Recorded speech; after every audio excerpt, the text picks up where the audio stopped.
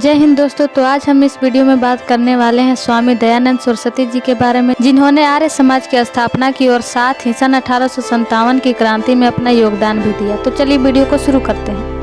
स्वामी दयानंद सरस्वती का जन्म 12 फरवरी सन 1824 में गुजरात के टंकारा नामक स्थान पर हुआ था। उनका पूरा नाम मूल शंकर तिवारी था। स्वामी दयानंद सरस्वती के पिता का नाम करसन जी लाल जी तिवारी और माता का नाम यशोदा बाई था। दयानंद सरस्वती का जन्म एक अमीर और समृद्ध परिवार में हुआ था। उनके पिता कर कलेक्टर का काम किया करते थे।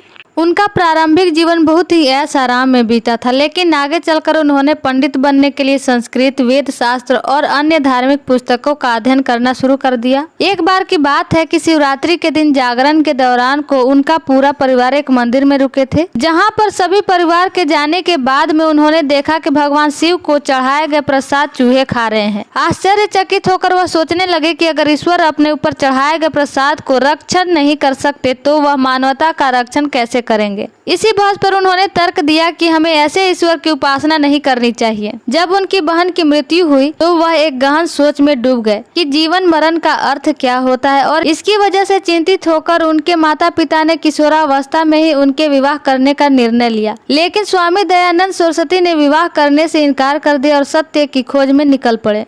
उन्होंने पाणिनि व्याकरण, पतंजलि योग सूत्र और वेद वेदांत का अध्ययन भी किया था। स्वामी दयानंद सरस्वती के गुरु का नाम विरजानंद था। उन्होंने स्वामी दयानंद से गुरु दक्षिणा मांगी कि उनके द्वारा दी गई विद्या को सफल करके दिखाओ, परोपकार करो, सत्य शास्त्रों का उद्धार करो, मन मंत्रों से अज्ञात को मिटाओ, देश में वेद में प्रकाश से इस अज्ञान रूपी अंधकार को दूर करो, वैदिक धर्म का आलोक स्वतंत्र वितरण करो, यही तुम्हारी गुरु दक्षिणा होगी। और अपने गुरु से आशीर्वाद लेकर उन्होंने पुरुषार्थ को सफल करने में लग गए। स्वामी दयानंद सरस्वती ने सन 1857 की क्रांति में भी योगदान दिया। 1857 की क्रांति के विफल होने के बाद में लगभग सन 1875 में उन्होंने गुड़ी पड़वा के दिन मुंबई में आर्य समाज की स्थापना की। आर्य समाज का मुख्य धर्म मानव धर्म ही था। उन्होंने परोपकार, मानव सेवा, कर्म ज्ञान को मुख्य आधार बताया, जिसका उद्देश्य मानसिक, शारीरिक और सामाजिक उन्नति करना था। इन सब के अलावा उन्होंने कई कुरीतियों के विरोध में भी अपनी आवाज उठाई, जिसमें बाल विवाह विरोध, सती प्रथा विरोध,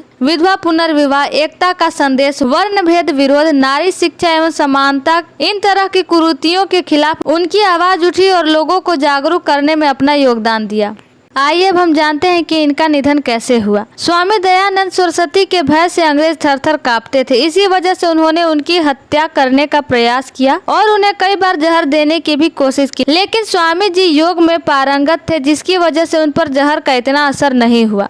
सन 1883 में जब स्वामी दयानंद सरस्वती जोधपुर के महाराज के यहाँ आए तो उन्होंने उनका बहुत आदर सत्कार किया। स्वामी दयानंद सरस्वती से प्रभावित होकर वहाँ के राजा यशवंत सिंह ने अपनी नर्तकी नन्ही जान से संबंध तोड़ लिए, जिसकी वजह से नन्ही जान स्वामी जी से नाराज हो गई और उसने रसोईया से मिलकर स्वामी जी के भोजन में एक कांच के टुकड़े मिला दिए, जिसकी वजह से स्वामी जी का स्वास्थ्य खराब हो गया। उसके बाद में 30 अक्टूबर सन 1883 में उनका निधन हो गया। आई होप आपको ये वीडियो अच्छा लगा होगा। अगर अच्छा लगा तो हमारे चैनल को सब्सक्राइब जरूर कर ले, ताकि आने वाली वीडियो की नोटिफिकेशन आप तक पहुंच सके। जय हिंद, जय भारत।